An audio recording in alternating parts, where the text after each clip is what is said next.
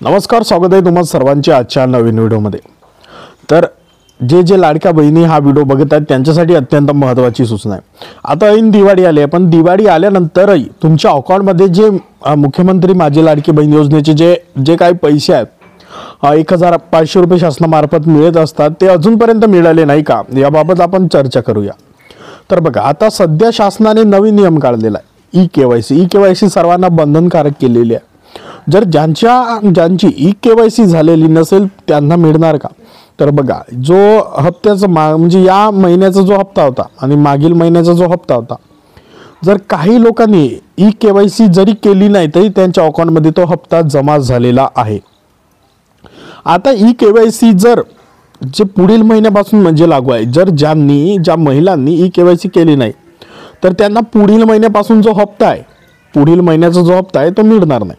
तर ई-केवायसी कशासाठी केलेली आहे की ई-केवायसी म्हणजे जे अपात्र आहेत, ज्या या लाडकी बहीण योजनेसाठी ज्यांना म्हणजे पात्रता नाही त्यांची, जे आतापर्यंत ते लाडकी बहीण योजनेचे जे पैसे आहेत ते लाभ घेत होते, त्यांची वयोमर्यादा जास्त आहे, त्यांच्या कुटुंबामध्ये एकापेक्षा अधिक महिला या योजनेचा लाभ घेत आहेत, त्यांच्या उत्पन्न खूप जास्त आहे, तर अशा ज्या महिला आहेत अशा महिलांना वगळण्यात येत आहे। त्यासाठी ई-केवायसी खूप बंधनकारक केलेले आहे, कारण की त्यांना गरज नसताना ते लाडकी बहीण योजनेचे जे पैसे आहेत ते घेत आहेत बिनकामाने, आणि ज्या महिलांना खरंच आर्थिक मदत पाहिजे, त्या महिलांना खरंच गरज आहे पैशाची, त्या महिलांना मिळून नाही राहिलं। तर यासाठी ई-केवायसी बंधनकारक केलेली आहे, कारण की म्हणजे जो लाभ आहे तो लाभ खरंच त्या महिलांपर्यंत पोहोचावा।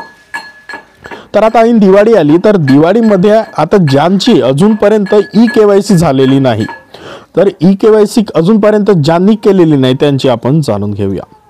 तर बघा, मुख्यमंत्री माझी लाडकी बहीण योजनेची ई-केवायसी कशी कराल ते आपण आता जाणून घेऊया।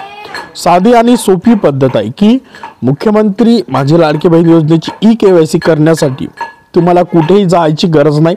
तुम्ही तुमच्या मोबाईलमध्ये 2 मिनिटांमध्ये ई-केवायसी करू शकता। ई-केवायसीची प्रोसेस एवढी सोपी आहे की खरंच जर वेबसाईट वगैरे चालली तर तुम्ही 2 मिनिटांमध्ये मोबाईलमध्ये पाहून किंवा स्वतः ज्यांना समजते ते पण करू शकतात। आता त्यासाठी ladkibaheen.maharashtra.gov.in ही वेबसाईट आहे। या वेबसाईटला तुम्ही ओपन करा। आता ओपन केल्यानंतर तुम्हाला तिथं समोरच लिहून येईल ई-केवायसी करण्यासाठी इथे क्लिक करा। पूर्ण मोठ्या याच्यामध्ये लिहून येईल, त्याच्यावरती तुम्ही क्लिक करा। क्लिक केल्यानंतर तुमचा केवायसी फॉर्म जो आहे तो तिथं फॉर्म ओपन होईल, उघडेल। त्याच्यानंतर या फॉर्म मध्ये लाभार्थ्यांनी आपला आधार क्रमांक, तुमचा आधार क्रमांक टाका, आणि आधार क्रमांक टाकल्यानंतर जो OTP येईल, OTP नाही तो कॅप्चर कोड तिथं खाली लिहून राहील, तो जसंचे तसं तिथं फिल करा। जसंचे तसं फिल केल्यानंतर क्लिक करा। त्याच्यानंतर आधार जो राहते आधार क्रमांक क्लिक करा। त्याच्यानंतर सेंड OTP ऑप्शन येते, सेंड OTP या ऑप्शन वरती क्लिक करा। त्याच्यानंतर तुमच्या मोबाईलवरती राहील तो OTP येऊन जाईल। त्यानंतर लाभार्थ्याचा जो आधार लिंक राहील मोबाईल, म्हणजे आधार कार्डला ज्यांचा मोबाईल नंबर लिंक राहील त्यावरच तो OTP जाईल, अन्यथा OTP जाणार नाही। ही महत्त्वाची सूचना। कित्येक जण तरी OTP टाकत असतात, मोबाईल क्रमांक टाकतात पण तो आधार कार्डला लिंक नसतो, त्यामुळे तिथं OTP जात नाही आणि ते म्हणतात की OTP का बरं नाही आला, हे मुख्य कारण असू शकते। तर OTP टाका। OTP टाकल्यानंतर सबमिट बटनावर क्लिक करा।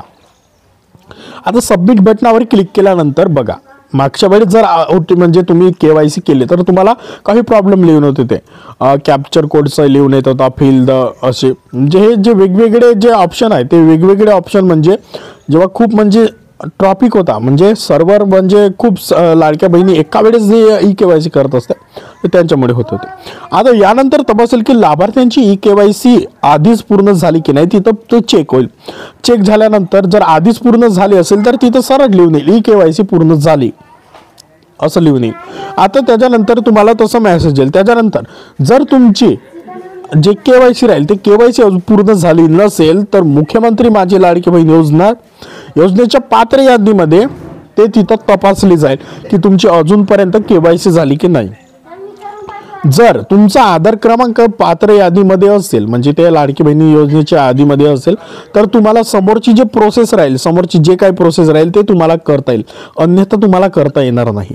आता त्याच्यानंतर लाभार्थ्यांनी जो लाभार्थी राहील त्या लाभार्थ्याने पती किंवा वडिलांचा आधार क्रमांक म्हणजे तुम्ही तिथं टाकला पडताळणीसाठी, तिथं टाकला, त्याच्यानंतर कॅप्चर कोडवरती क्लिक केला. कॅप्चर कोडवरती क्लिक केल्यानंतर तिथं तुम्ही सेंड OTP ऑप्शन येते, सेम प्रोसेस आहे, सेंड OTP ऑप्शन येते, त्या ऑप्शनवरती तुम्हाला क्लिक करावं लागेल. आता तिथं क्लिक केल्यानंतर सेम प्रोसेस, तिथं OTP येईल, तो OTP टाकून फिल करा OTP तिथं, त्याच्यानंतर सबमिट बटनावर क्लिक करा. आता बघा, जर लाभार्थ्यांनी तुमचा जात प्रवर्ग जे काही असेल ते तुम्ही तिथं तुम्हाला निवडावा लागेल. त्याच्यानंतर जो फॉर्म राहते त्या फॉर्म सर्व वाचून घेतल्यानंतर तिथं खाली 2 बॉक्सचं ऑप्शन राहतात, तिथं टिक करावं लागेल. पूर्ण माहिती योग्य रीतीने वाचून घ्या. तो डिक्लेरेशन राहते तिथं तुम्ही जे काय माहिती लिहिली राहते ते तुम्ही वाचून घ्या. आता ते माहिती वाचून घेतल्यानंतर तिथं टिक करा. टिक केल्यानंतर त्याच्यानंतर नेक्स्ट प्रोसेसवर जा.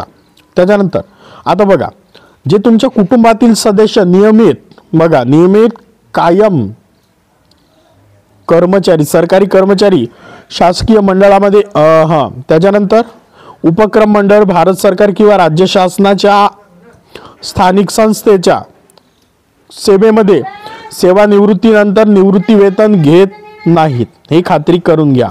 आणि त्याच्यानंतर महत्त्वाचं म्हणजे तुमच्या कुटुंबातील जे कोणी शासकीय सेवेमध्ये आहेत ते पण एक मुख्य अट ठेवलेली आहे. त्याच्यानंतर माझ्या कुटुंबातील एक विवाहित आणि एक अविवाहित महिला या योजनेचा लाभ घेत आहेत ते तुम्ही चेक करून घ्या. नाहीतर एका कुटुंबामध्ये 3-4 विवाहित महिला या योजनेचा लाभ घेत आहेत तर त्यांना वगळण्यासाठी KYCची मुख्य प्रोसेस करावी लागणार. त्याच्यानंतर महत्त्वाची बाब म्हणजे ती नोंद करून तुम्ही जो चेकबॉक्स राहते त्या चेकबॉक्सवरती क्लिक करा आणि सबमिट बटनावर तुम्हाला क्लिक करावं लागेल. जर सबमिट बटनावर तुम्ही क्लिक केला त्याच्यानंतर तुम्हाला तिथं सक्सेस म्हणून लिहून येईल. तुमची जे KYC प्रक्रिया राहते ती तुमची सक्सेस होऊन जाईल. तर आता महत्त्वाचा मुद्दा येते की हे KYC करताना का होते, पहिले जेव्हा तुम्ही क्लिक करत असता, म्हणजे आता थोडं टॉपिक कमी झालं असेल कारण की भरपूर जणांचे KYC म्हणजे पूर्ण होत आहेत, पण अजूनही म्हणजे खूप प्रमाण बाकी आहे की KYC व्हायचं. तर बघा, जेव्हा तुम्ही साईट ओपन करता तर काहीच्या मोबाईलमध्ये जे साईट राहते आपण सांगितले ladkibahini.maharashtra.gov.in ही वेबसाईट राहते. ही वेबसाईट काहींच्या मोबाईलमध्ये ओपनच होत नाही. ओपन झाली तर समोरची प्रोसेसवरती जाते. समोरची प्रोसेसवरती गेल्यानंतर तुम्ही तुमचा आधार क्रमांक टाकता, कॅप्चर कोड टाकता, त्याच्यानंतर सेंड OTP ऑप्शनवरती क्लिक करता. आता सेंड OTP ऑप्शनवरती क्लिक केल्यानंतर काहींच्या मोबाईलमध्ये OTPच येत नाही. OTPची वेळ असते 10 मिनिट. त्याच्यानंतर OTP केव्हा येतो, 10 मिनिट झाल्यानंतर अर्धा 1 तासांनी OTP येतो. तर बघा, ही जे मुख्य कारण आहे हे खूप म्हणजे महिला एका वेळेस जे KYC करतायत त्याचं आहे. आणि त्याच्यानंतर काही जण पूर्ण प्रोसेस करतात त्याच्यानंतर ॲटोमॅटिकली तुमचा मोबाईल बॅक होऊन जाते. म्हणजे प्रोसेस केल्यानंतरही पूर्ण मोबाईल तुम्हाला बॅक होते आणि तुम्हाला डबल फॉर्म भरावे लागते. तर बघा, हे संपूर्ण जे प्रॉब्लेम आहे ते प्रॉब्लेमवरती आपले जे मंत्री आहेत त्यांनी याच्यावरती सोल्युशन काढलेलं आहे. तर हे प्रॉपरली साईट काम करेल कारण की खूप एका वेळेस पूर्ण टॉपिक येते, साईटवरती लोड होते, त्याच्यामुळे हे प्रॉब्लेम्स येत राहतात. तर संपूर्ण या व्हिडिओच्या माध्यमातून कव्हर केलं की मुख्यमंत्री लाडकी बहीण योजनेची जे KYC आणि दिवाळी आली अजूनपर्यंत हप्ता मिळाला नाही. तर जेव्हा दिवाळीचा जो हप्ता राहील म्हणजे या महिन्याचा हप्ता राहील तर समोरच्या याच्यामध्ये मिळून जाईल. ज्यांची KYC पूर्ण झाली असेल, प्रॉपर जर पात्र असाल तुम्ही तर तुम्हाला घाबरायचं काही कारण नाही. शासनामार्फत तुम्हाला आतापर्यंत मिळत आले लाडकी बहीण योजनेचे पैसे आणि समोरही तुम्हाला मिळत राहतील. तर बघा, हे संपूर्ण माहिती आपण इंटरनेटवरील आधारित आहे. संपूर्ण ही जी माहिती सांगितली हे संपूर्ण इंटरनेटवरील आधारित आहे. या माहितीबद्दल कोणत्याही अपवादात्मक परिस्थितीत कोणीही जबाबदार राहणार नाही. संपूर्ण व्हिडिओ पाहिल्याबद्दल धन्यवाद. पुन्हा भेटू एका नवीन व्हिडिओमध्ये एका नवीन विषयासह. धन्यवाद.